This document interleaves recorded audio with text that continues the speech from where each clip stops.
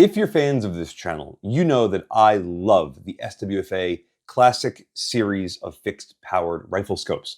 This 10x rear focus is one of many that I still have in my collection. This scope has been on this gun since I put this together as a package probably 5 or 6 years ago. That's how much I love this setup. The scopes are great, and they've been in production for the last 30 years or so. They originally started out as Tascos, but they're essentially the exact same scope. And it makes sense that they've been made for as long as they have, because this Japanese-made, fairly lightweight, very simple, very robust, very affordable optic is really good. But if you are like me and you're fans of SWFA, you might remember that last year around this time, they started dumping out all of their inventory of other manufactured scopes that they had in stock. And what some people had speculated was that SWFA was going to start focusing on their own product line, which is something that I've been thinking about for years, because their scopes are very good. A lot of their designs are great, but I always felt that they could be taken to the next level. And it always made me wonder, what was taking them so long? As it turns out, they just had too many irons and too many fires, and they just couldn't handle it. So they decided to go 100% into it and get rid of everything else and focus on their product line. That is why, new for this year, they have introduced one of many new products that they're going to be coming out with soon, but their Gen 2 Classic magnified optic, which I am very excited to check out. So why don't you come on in a little bit closer and let's compare these two side by side. It's another sad day, folks, because the SWFA standard box that everything would come in was exactly this. As cheap as you can possibly make it. I mean, there's exposed staples, for Christ's sakes. But I loved that about these scopes, because it told me that all the money went to the product inside, not to the marketing aspect of things. The product would sell itself if it's good enough, and that's exactly what I felt about this box and the product inside. As you could see, made in Japan. Everything else that you would need to know is right there. But on the inside, this is basically all you'd get. Surprise! This is actually a scope I haven't shown on the channel, but it's another 10x by SWFA, but it's the side focus version. That's right. When I told you I was a fan of the SWFA lineup, I wasn't kidding. And this is only my second of 3 SWFAs that I've shown in this video so far. The other one is my fixed 16x, which I use solely for my tracking test setup for testing out mounts. This thing has seen a lot of action, and as a result, you could see all the scarring on this thing, but it's held up extremely well. The anodizing is pretty good, and you could see some marks on the back, but I mean, I've hit this thing with the PRI Gator mount. It dented the tube. It just laughed about it. It just took it and sent it. You know what? I'm going to leave that off to the side. I'm going to leave this off to the side. I'm going to remove the box entirely. And then I'm going to leave our rear focus 10X off to the side as well. And introduce the brand new Gen 2 SWFA. Things are a little bit different. The reticle is fortunately still the same. These are still made in Japan, which is awesome. But the biggest difference for a lot of people is going to be this right here, the zero stop. Why do I say zero stop? Because the old ones don't have it. You'd have to stack shims inside of it. In fact, I think my side focus 10X has shims in it, but I'm not going to bother pulling them out. But you literally just stack shims under the cap. So this way, when you go to zero it, it bottoms out against the shims. Works in theory. Vortex did it with a lot of their older Viper series scopes. But the problem is, if you go too much, you could actually possibly damage the erector. So having an included zero stop is something I'm very excited about, as is the MTS, or modular turret system. So let's crack this box open and see what comes inside. This is a slight departure from what we just saw. There's fitted foam, the scope, 2 Allen keys, some spacers, shims. Oh, those are threaded lock bands. I know exactly what those are for. And part of their MTS are these different turrets, which we're going to be looking at very soon. And here it is, ladies and gentlemen. Made in Japan. They did change up a couple of the designs and the texts that they put on top of the scopes. As you can see very clearly, they have changed the font styles a little bit. Not that there was anything wrong with the original, but they wanted to bring themselves up to the next level and have a little bit of change. Not so much that it's going to deter people from wanting to buy this, but just enough to differentiate the first gen with now the second gen. On the back, we still have a fast focus eyepiece. We still have everything that the old one had, still made in Japan. Anodizing feels about the same. It is on the rougher side, but it has a really nice sheen to it. It's not too shiny, it's not too dull. It's a good in-between, I feel. Rear focus, infinity to 10 meters, very short throw, but I'm getting ahead of myself. Let's first measure the weight. On my non-calibrated scale, this new Gen 2 comes in at 20.85 ounces, if you could even see that. There you go. 21 ounces for this thing. Not what I would consider a heavyweight. For the Gen 1 10X rear focus, it's actually a little bit heavier at 21.3 ounces. So, the second generation manages to come with even larger turrets, which is something we're going to be talking about, but also comes in a half an ounce lighter, which for all of you weight freaks out there, that'll be very heartwarming news. We're going to start at the back with the fast focus eyepiece. Turn it all the way out. Quarter turn in. Rock solid. Rock solid. You could hear the anodizing scrape against the seal on the inside a little bit. Requires a decent amount of effort to turn this. A little bit of rubberized texturing on the outside is fine. It's not obtrusive. It's the exact same diameter as the rear ocular housing. And the nice thing about that is if you have a scope cap, it's going to probably lock up on the rubber really nice and tight and slip on and not rotate. As far as fast focus eyepiece goes, this is very, very good. Little dot on top to help you get a little bit more oriented with yourself, or if you want to index that with a little mark over here to make sure this doesn't rotate, it's very easy to do so. Comparing that to the Gen 1, you can see how much crud is built up in here. Yes, we do see a little bit of the exposed. No, it's not. Those aren't the threads. That's just the back part of the machined housing. But despite the fact this thing has many years of abuse all the way out, quarter turn in, little bit of wiggle up and down, a little bit of wiggle side to side. But this thing has been dropped. This thing has been gone through.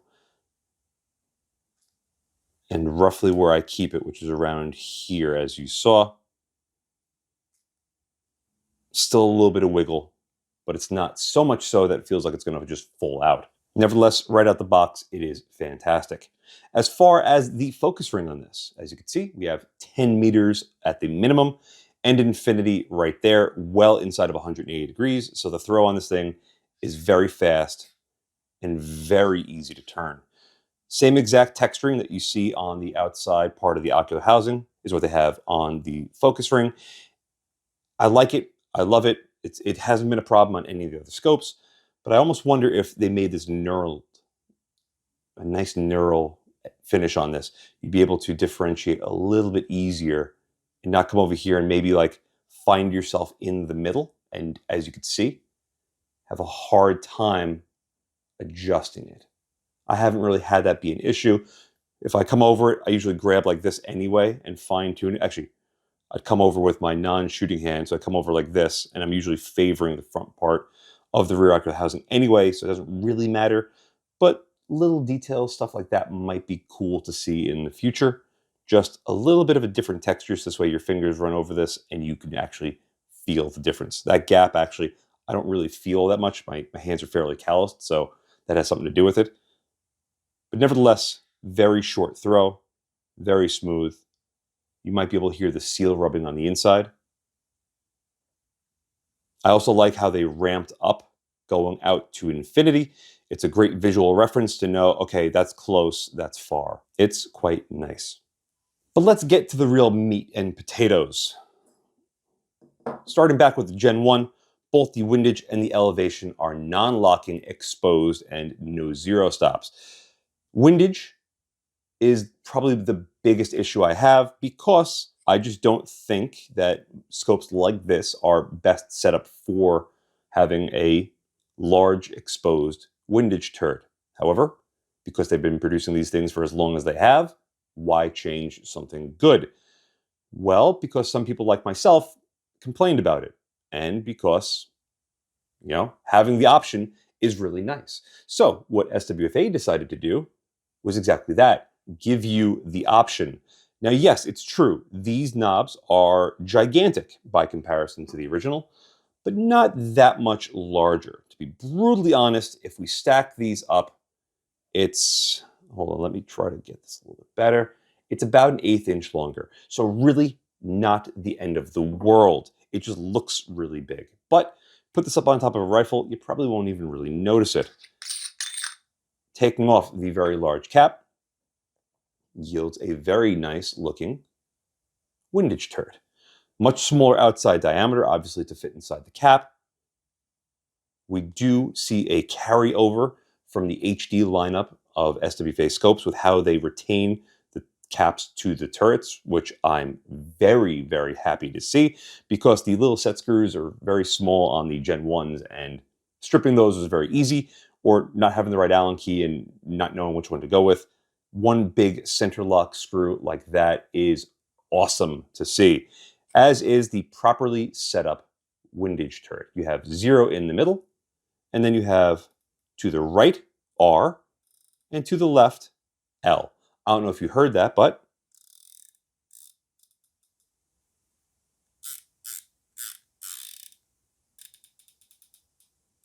that sounds and feels fantastic. There's a little bit of wiggle in the detent, but the detent marks line up flawlessly. This is an improvement over the Gen 1s.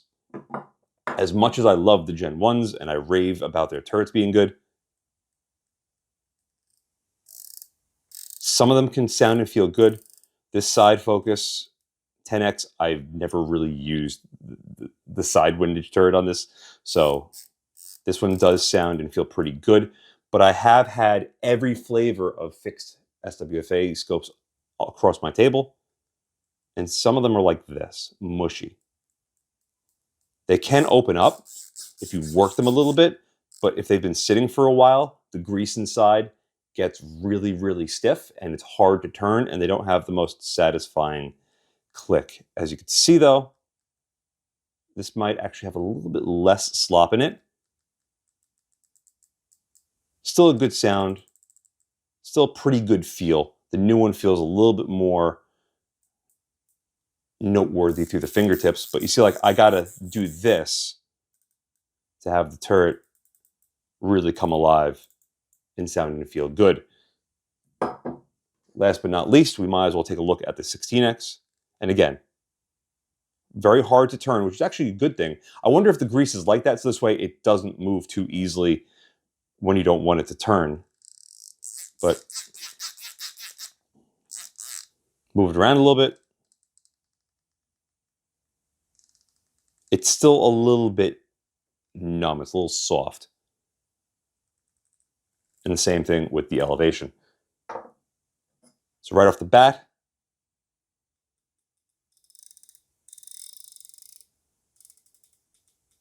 excellent sounding and feeling turrets. Might as well pull off the elevation cap as well and take a look at that.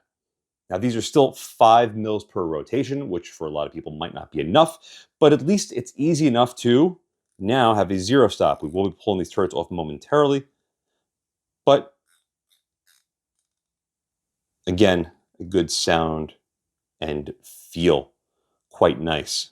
I also like how streamlined these are when the caps are off.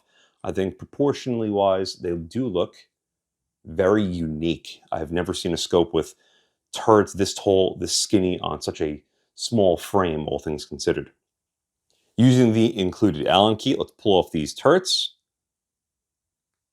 This is obviously not set too tight from the factory. Look at the size of that screw. Oh boy, is that beautiful. Athlon, if you're watching, you should be watching, but nevertheless, run a longer screw like this. This fills me with so much joy and confidence, knowing that I'm not going to strip anything out. Turret comes off like so, and it exposes zero stop. Oh my goodness. And look, they have a little dial, they have a little illustration on top showing you where the set screws are to adjust this, so you don't have to worry about going, I got one, I got two. Oh, I guess there's only two, and then going to adjust it and then destroying it. Look at the knurling that they have on that. Look. Fantastic. SWFA, I know you're watching this video. This knurling on your focus ring, I think, would be really slick. Fantastic. Fantastic. We're going to use the second provided Allen key. Look at that. And it's as simple as dropping it down, rotating it. I'd actually go a little bit further back, so this way when you hit your zero, you don't have to worry about accidentally damaging anything. However, because this has a stop, both this ring and the erector housing itself, that right there and that right there are what come in contact to create your zero stop. So having this set up like this is also very nice to see, but it also is a reason why the caps are as large as they are. The only thing I can see possibly being an issue with this setup is very simple. It's if you don't lock up these set screws enough and you come over here and you wrench on this thing going down to zero, you could possibly cause the ring to slip on the erector housing. That's the only thing. These little rings are thread protectors. They're going to go on the outside of the scope like so. So this way, you don't have to worry about getting the outside threads damaged if you run, let me get the actual correct cap, if you run your exposed elevation cap or your windage cap. I'm going to set that up like so. Pretend that the zero stop is actually set. Putting this back on is super easy, and because we have a zero stop, we could now torque down the Allen key on the zero stop. And because I had mine go a little bit past zero, it gives me about a half of a click to ensure that I'm not going to constantly be bottoming that thing out. And that's it. That is what the exposed turret looks like. It's got a bit of a brim on it, but that's fine because what that's going to allow is a very good purchase on it, and a little bit larger diameter means you're going to have a little bit more finesse and control over the turret. Very, very cool to see. I am going to leave the windage cap because, again, this is exactly how I'd run this scope. Don't mind the early morning sun coming through my window and destroying my light setup, but you know what? It's actually kind of refreshing and different, just like this Gen 2 SWFA is. It's so comforting, like the sun, to see that it's basically the exact same as the Gen 1, but with tweaks and mods that people have been asking for years. However, there's still something that we must find out.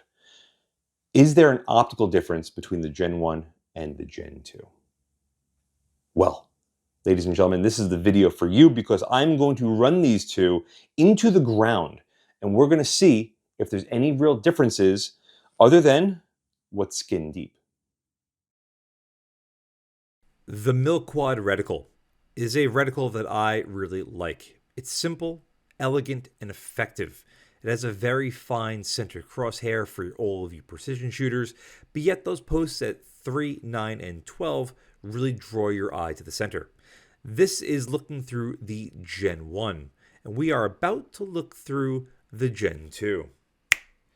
Do you notice a difference? Neither do I. The camera is shifted a little bit, but other than that, it's the exact same view looking through it.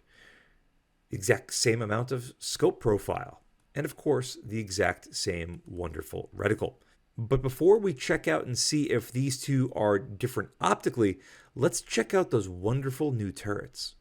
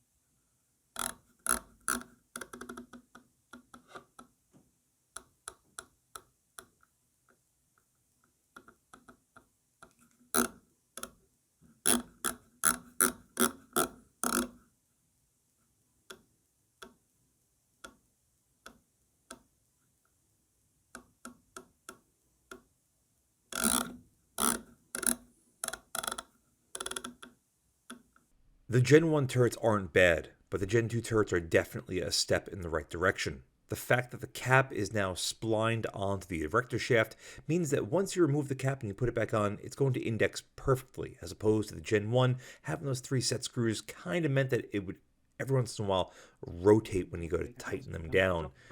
This is a much better system. As far as tracking goes, we're going to start with the Gen 1 and then work our way to the Gen 2. The Gen 1, as you can see, the mil-quad reticle lines up flawlessly, and there is zero slop to both the windage and the elevation turrets, which is always wonderful. 4 mils up and 4 mils over, and you can see that we do have a slight discrepancy, but only by about 2/10 on the windage and about 1/10 or so on the elevation. The windage resets fine, and going up to 10 mils, we find ourselves about 3% off at 10 mils. 3% is definitely on the higher side. I have seen a lot of other manufacturers go to about 2.5% and still be within specs. 3% is a little bit higher than I'd like to see, but at least it's consistent and repeatable. Up next with the Gen 2, adjusting the side parallax yields no real shift to the reticle on the target, and again there is no slop on the windage or the elevation. Once we do our little step test, 4 up and 4 over like we did with the Gen 1, you'll see that we wind up in basically the exact same spot, almost tit for tat, like perfectly in line with what we just saw. Going up to 10 mils, we see again about 3%, it's about 2.5 to 3% off on the elevation. Exact same performance. So these two really are quite close together.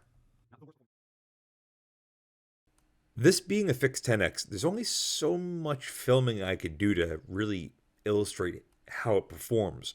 So we're going to look at this scope, the Gen 2, in my backyard before we look at some very in-depth side-by-side comparisons for the rest of the video.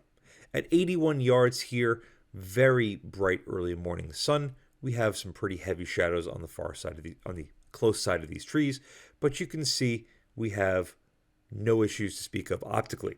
There is going to be some mirage. It was about 28 degrees this morning, and my office room was like around 70, 71. So we're going to have some turbulent air in between the window. This is with the window open, of course, because I want to try to have this be as raw as of image as possible. And here at this 15-ish yard tree, it focuses flawlessly. Just panning around, taking a look at different stuff, looking for some groundhogs that I have in my backyard that I really want to put a 40 grain head into their head, but not yet. Not yet, very soon, but not yet. As you can see here on this down tree with all those dead leaves and bushes around it, there's a lot of sharpness, clarity, and resolution to this thing. And that's exactly what I've experienced with my other SWFAs over the last 6 or so years. For the remainder of this video, we're going to be doing side-by-sides. On the left will be the Gen 2, and on the right will be a mixture of the Gen 1 rear focus 10x and the USO BFX10, because I wanted to roll in a much more expensive fixed 10x scope to see how well this new Gen 2 can compare against that. From what we could tell between these two, everything is exactly the same. The reticle is the same, the view through them is more or less the same, and the amount of scope profile that we see is about the same. In a slightly lower light environment, both of these perform about the same. I did film with the Gen 2 first, then the Gen 1, so it does have a little bit more brightness to the image. You can see the trail right there. The Gen 2 does appear a little bit brighter than the Gen 1 video, simply because the 5 minutes between filming of these two scopes, the light changed, and unfortunately, there's nothing I could really do with that. As far as the light transmission to both of these scopes, they are identical. There is not a single thing that I was able to pick up either on camera or with my eye to tell me otherwise. To take a look at the USO BFX10, this is one of their older generation, which has now been superseded by the Foundation series, which are American-made scopes. These USOs are $2,000 plus, so significantly more expensive than the SWFAs. They are made in the US. They do feature a lot more options than the SWFAs, but they're considerably more expensive. However, you can take the USO off of a gun and then just drive nails with it. It literally feels like it's a tank. Here, though, you can see that the image is a little bit darker, again, because this was filmed after the Gen 1 version, and overall, it does seem a little bit lackluster in some areas. In a brighter environment, to check the eye box, we're going to stick with the USO and the Gen 2. The USO, even though it's a much larger, heavier optic, it does have a more restrictive eye box than the SWFA. I feel like the USO, when you get perfectly behind it, it's pretty good, but it tapers off really quickly as far as being usable. You also get the kidney shadows, which is that when you're panning to the right on the left-hand side of the view looking through it at 9 o'clock, you're going to see a kidney-shaped shadow. You get that a little bit with both the Gen 1 and the Gen 2 SWFAs, but nowhere near as much as you do with the USO. As far as, again, the Gen 1 versus the Gen 2 here, as near as makes no difference, identical. When I spoke to SWFA, they didn't really say anything about the glass being changed, but that's a good thing, because optically, these were always really, really impressive. And as much as I love fixed 10Xs, I have 3 of them for crying out loud, the SWFA 6X was the most impressive optically, but the 10X has always been very good. The 12X I liked, but not enough to keep. In fact, I had the 12X first, and then I sold it for the 10X, and I really loved the 16, but it was just a little bit too much magnification for the rifles that I was using at 50 yards. It's not my style. I never owned the 20X, but I did review it, and it's good if you only want a 20X, but I felt it's the most limiting of the bunch. But I digress. I'm getting ahead of myself. We're now looking at 1,000 yards on that solar panel. Gen 1 and Gen 2, not respectively, unrespectively. Disrespectfully, they're labeled. You can see the top. Both of these perform, again, basically the exact same way. The very farthest most tower is about 2,000 yards away. Both of these resolute wonderfully.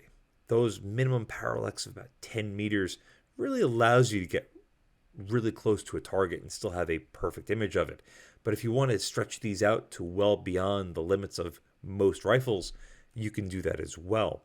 And because they're only a 10X, you don't have to worry about being too zoomed in on a very far target and either missing your shots or just not being able to pay attention of what's going on downrange. With the Gen 1, I'm going to set it up to 10 full mils and reset our focus point on that solar panel before I do the same thing with the Gen 2s. This way you can see how it's going to look for the Gen 1 and then compare it to the Gen 2. I did this because typically I run them exactly side by side at the exact same pace, and I think it just gets a little bit overwhelming. Here, The Gen 1's been fine-tuned a little bit. I did not fine-tune the Gen 2 anywhere near as much as far as our focus goes. The Gen 1 absolutely looks wonderful. There's no shift to the exit pupil, so the eye box is going to remain the exact same size. Once you get your cheek weld set up, you're going to stay there for dialing this thing up to even 10 mils, which is awesome because having to worry about your exit pupil shifting sort of sucks. Optically, Gen 1's great. Gen 2 is perfectly fine. Image stability on both of them are very good. No issues to speak of in any way, shape, or form. The view through the 10x SWFAs is actually pretty good. It's definitely above average, I'd say, as far as the size of the view looking through it. But the USO is just gargantuan. It is substantially larger. You have a little bit less of the scope profile when you get it just right. Reticle-wise, they're honestly both kind of sort of similar, but the USO is definitely favoring much more of a, I need to just get on target and know that I could see my reticle and make a hit. The illumination on the USO is great when it wants to work. Today, well, the day that I filmed, it did not want to work. I went home, replaced the battery with a brand new one, and it still didn't want to work. It took a lot of finagling with the button and the contacts to make it work, and it's annoying and frustrating. I don't know if USO has fixed that on their newer models or their more updated models, but on this one in particular, it's really infuriating. So much so that I kind of wish I didn't even have illumination on that scope. As far as overall optical performance between these two, we can compare them, obviously, but the USO is just a little bit cleaner and a little bit sharper at the maximum.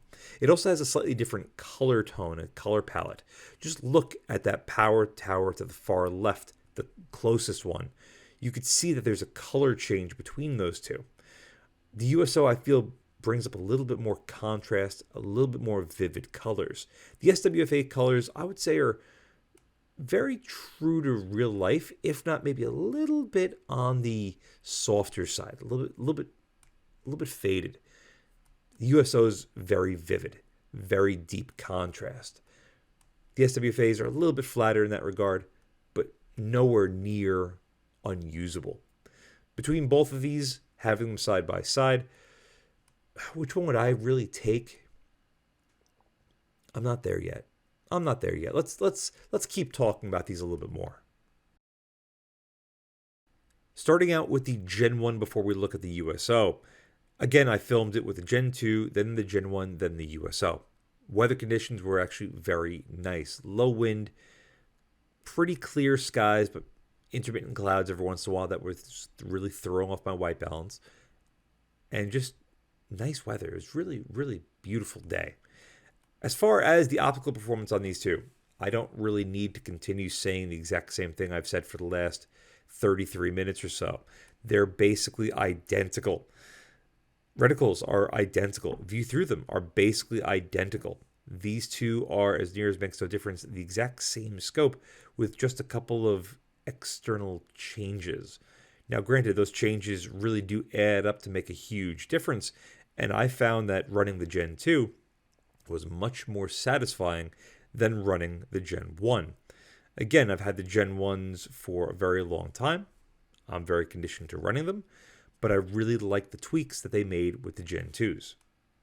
We started out at about 25 yards, then we pushed ourselves back to 100 yards where we're still at with the Gen 2, and then 180 where you see it with the Gen 1.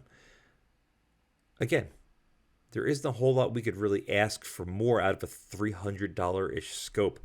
And that's something that you really have to keep in mind. The Gen 1s were $300. On Black Friday, you'd get them for like $270, and that included scope caps, rings, and I think a sunshade. I want to say there was at least one sunshade included. It's an amazing value for money. Lifetime warranty through SWFA. They're located down in Texas with their headquarters. So you have a problem with it, you ring them up, you send it over. Then they either send you a replacement or they try to fix it. Either which way, I've never had a failure with an SWFA. I've never really heard of anybody having a failure with SWFA. They claim that these fixed powers are rated for 50 caliber rifles. So if that's even halfway true, that's still very impressive. But it doesn't surprise me because these are very simple mechanisms. There's not a whole lot going on. There's not a giant side parallax knob. There's no dual focal plane reticles. There's no internal magnifier to make it be a variable optic. It's just a good old fixed powered optic. And if you're looking for something that's robust, inexpensive, very high quality glass, look no further than the SWFA. However, if you want that next step up in overall performance and capacity, something like the USO BFX10 might be exactly what the doctor ordered. Just remember, you're going to pay an arm and a leg for that. Around $2,000 for a USO fixed 10X right now, and that is no small chunk of change, especially when you figure out that it's just a fixed 10X. Yeah. Now here's the thing. It's kind of hard for me to want to sell a fixed 10X USO or another fixed 10X that costs several $1,000s because you're really limiting yourself on that single magnification. Even if you're running an offset red dot, for example, you technically have a 1X and a 10X. I get it. But being forced to stay at 10X, especially in a real world scenario where things matter and things are really important, like survival, I think it's definitely a shortcoming to have on your rifle. Despite all that I just said, though, look at the images here between the Gen 2 and the USO. The USO has so much more life to it, so much more character to it. The contrast is better. You can see a lot more of the rock details on that dirt-filled berm as opposed to with the Gen 2 or the Gen 1 for that matter. This is what you're paying for with the USO. You're paying for better lenses, better construction, more robust feeling controls. But does that make the USO the better option here? I have a hard time with that. I think a fixed 10X has its place in the world. When it's $2,000, that place is very, very small. That island barely has enough room for both of your feet. But when it's only $300, made in Japan, very lightweight with very good glass and now even better controls, well, I like to think that you're going to have a much larger cast net to catch more people wanting one of these optics. And if you're getting into shooting for precision on a budget and you want something really nice and qualitative that's lightweight and going to keep things simple, I cannot stress that enough. Sometimes people get way too caught up in all the gear that they need and thinking that they need more magnification. Sometimes slow yourself down, take a deep breath and go, it's okay. I don't have to rush through this. And getting something like a fixed 10X would prevent you from constantly changing your magnification, going, do I need less magnification or more magnification? Or less magnification or more magnification? I myself was guilty of that, and that's particularly why I went with the fixed 10X. And you know what? It made me a much better shooter because I was focusing way more on the fundamentals than I was my gear. And that is extremely important, I feel. I talked way too much about the scope. I talked way too much about a lot of scopes in this video. At just shy of 39 minutes, I'd say it's a little longer than I was anticipating it to go. But I really wanted to have the physical overview be as in-depth as it was because this is the first time that SWFA has brought out something revolutionary to this series of rifle scopes, I think ever. So it's definitely noteworthy to sit down and pay attention to what they actually did to see if it's going to matter to you. Because if you right now are an owner of a Gen 1 10X, is it worth investing in a new one? As far as the price goes, I've been told they're going to be as close to $300 as possible. I'm sure that could fluctuate a little bit. I have not confirmed that yet with my contact, but once I do, I will have it either in the pinned comment or in the details of the video. along with a link to it. So hopefully YouTube doesn't flag my video because, oh my God, I had a link to a website that sells gun accessories. How dare I? But if you have a Gen 1, is it worth upgrading to a Gen 2? Let's hypothetically say it is $300. It's not that much money. But if you already have a scope and it works for you, do you really want to sell it and take a loss, which you are going to because everyone's going to be waiting for the Gen 2s to come out? Or do you just say, screw it, I want the next greatest thing? Is it worth the investment? Unfortunately, only you can answer that. However, for myself, I really love the turrets on the Gen 2. I love having a capped windage and an exposed zero-stopped elevation. I like how the turrets feel. I like how they're set up. I might sell one, if not both of my 10Xs to keep this Gen 2. I like it that much. But if you love your Gen 1 and you don't see any reason to upgrade, then just keep running your Gen 1. I'm sure if it was to break in the near future, maybe SWFA would just send you a brand new Gen 2, which would be pretty friggin' awesome.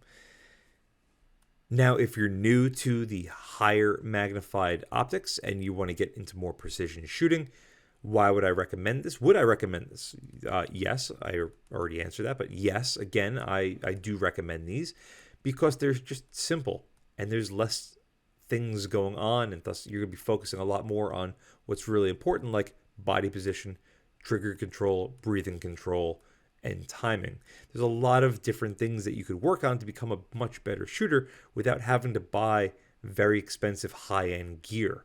This $300 scope, I would trust with my life because I've beaten the ever-loving crap out of all of them and they all just continue to work perfectly fine. I mean, I tracked also my side 10X and the USO and they all tracked basically exactly the same as one another. So being about 3% off on the elevation, it's a little bit higher than I'd like to see. I'd like to see 0, but very few scopes are capable of doing that, but still being 3% off. With the track record that these have, both with myself, their time in the military, people love the SWFA products, and I think they're really going to like the changes that SWFA brought out to this Gen 2. Are there some things I'd like to see changed? Of course there are. But I've basically mentioned a lot of them already. The first thing is knurled surfaces on the rear focus, because I think that would be really nice to just grab it without having to think about it, as opposed to right now you really have to feel for it and see where it is. But beyond that, there isn't a whole lot else I could really criticize or be willing to change. I like the fact that you can change the turrets with the MTS system, but I would still like to see a locking elevation turret at the very least. So this way you could leave it exposed, locking, and zero stop. But if that's going to take another 20 years to take out, I would much rather have the zero stop in the configuration it is in right now, as opposed to just having a locking turret. It makes way more sense on a scope like this that you're probably going to be dialing back and forth a lot with. So, is it a great scope? Yes. Is it the same as a Gen 1 optically? To my testing and to my eye, yes. Do the changes to the controls make enough of a difference for you to sell your Gen 1 and buy a Gen 2? Only if you can justify it. I think if you're happy with your Gen 1, run your Gen 1.